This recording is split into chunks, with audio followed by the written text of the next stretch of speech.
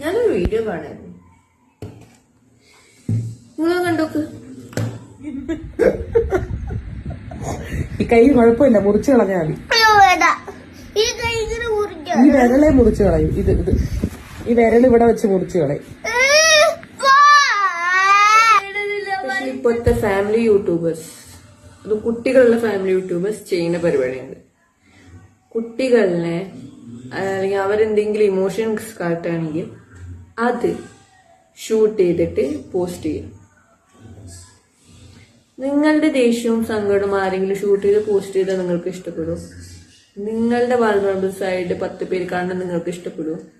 ഒന്ന് ചിന്തിക്കൂ. നിങ്ങളെ കുട്ടികൾ മനുഷ്യന്മാരല്ലേ, അവർക്കും ഇഷ്ടപ്പെടും. അതോടു ഇപ്പൊ ചെറിയ കുട്ടികൾ തന്നെ, നിങ്ങളിപ്പോ വീഡിയോസ് എടുക്കുന്ന കുട്ടികൾ തന്നെ, അവര് നിങ്ങളോട് അവരെ ഇമോഷൻസ് എക്സ്പ്രസ് ചെയ്യുന്ന ആ ഒരു വിശ്വാസം ഉള്ളത് കൊണ്ടാണ് അല്ലെ.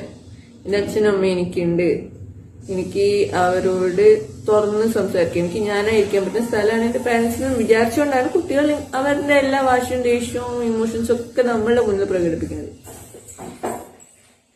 ഇങ്ങനെ ഇമോഷണലി വൾണറബിൾ ആവുമ്പോ അത് നിങ്ങൾ പ്രൊമോട്ട് ചെയ്യുമ്പോൾ ആ കുട്ടിക്ക് നിങ്ങളോട് ഇമോഷൻസ് കാട്ടാനുള്ള ഒരു ടെൻഡൻസി കുറച്ച് വരിക ചെയ്യുക. അവര് വിചാരിക്കും ഞാൻ എന്ത് അമ്മേനോട് പറഞ്ഞാലും സങ്കടപ്പെട്ടാലോ അത് അമ്മ ഷൂട്ട് ചെയ്ത് 10 പേരെ കാണിക്കും. കുട്ടികൾ മനുഷ്യന്മാരല്ലേ, അവർക്കും ഈഗോ ഇല്ലേ? അവരുടെ ഫ്രണ്ട്സ് അവരുടെ ഇങ്ങനെ സ്റ്റേറ്റിൽ കാണാൻ അവർ ആഗ്രഹിക്കും. ചിന്തിക്കണം. ഇപ്പോഴത്തെ പാരന്റ്സ് ചെയ്യാത്തൊരു കാര്യമാണ്.